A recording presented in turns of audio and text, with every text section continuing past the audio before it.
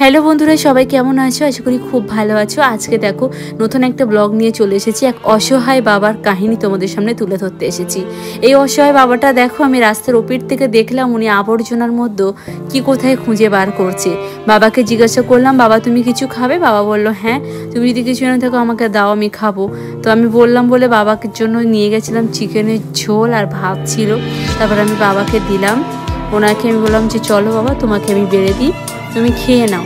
তারপরে উনি বললো ঠিক আছে, আমি এখানে কিছু পরিষ্কার করছি, এগুলো করে নিই, মানে কিছু জিনিস বার করছি, এগুলো নিয়ে তারপর তোমার ভাত আমি নিচ্ছি। উনি যেমন বলেছে ঠিক তেমনিভাবে আমি ভাত তরকারিকে দিতে চলে আসলাম। দেখো, গরিবকে অবহেলা করবেন না, কারণ ধনী হতে অনেক সময়ের প্রয়োজন হয়, কিন্তু গরিব হতে বেশি সময়ের প্রয়োজন হয় না। কিন্তু জানো তো, আমি বিশ্বাস করি যারা বিপদগ্রস্ত, অভাবগ্রস্ত, অসহায় মানুষদের পাশে নিজ তরফ হতে সাহায্যের হাত বাড়িয়ে দেন, তারা আল্লাহর রহমত থেকে কখনো বঞ্চিত হয় না। তারা আল্লাহের প্রিয় বান্দাদের মধ্যে অন্যতম। আমি ঠিক কথা বলেছি? অবশ্যই জানিও। প্রত্যেক মহান যোদ্ধাকে জীবনের প্রতিকূলতা সহ করতে এবং জয় করতে শিখতে হবে, কারণ প্রত্যেকেই জীবনে কষ্ট না করলে কখনোই কিছু পাওয়া যায় না।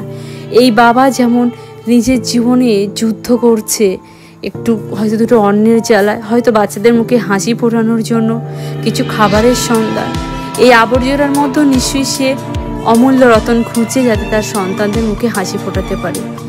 এতটা বয়স হয়ে গেছে তারপরে ওখান থেকে আমি এসে আবারও একটা বাবার, ইনি হচ্ছে মানসিক ভারসাম্যহীন, এনার কোনো মানসিক কোনো মানে কথাবার্তা আমরা যেরকম একটা বলি, ওরা অন্য কোনো কিছুই নেই। উনি একদম চুপচাপ একটা মানুষ। আমরা বুঝতেই পেরেছি যে ওনার কোনো মানসিক ভারসাম্যহীন।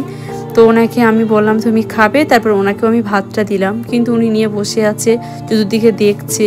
আমি ওনার হাতটা পরিষ্কার করে দিলাম, হাতটা ভালো করে হ্যান্ড ওয়াশ দিয়ে ক্লিন করে তারপরে উনি খেতে বসেছে। ভালো করে খাচ্ছে, মানে ভাতটা মাখিয়ে যাচ্ছে। তারপরে অনেকক্ষণ পরে আমি দেখলাম, প্রায় আমি 10-15 মিনিট ওখানে দাঁড়িয়েছিলাম, থাকার পরে উনি এবার দেখলাম ভাতটা খাচ্ছিল। যাই হোক, এক একটা জীবনের, এক একটা যোদ্ধার এক এক রকম জীবন। আজকের মতো এই পর্যন্ত।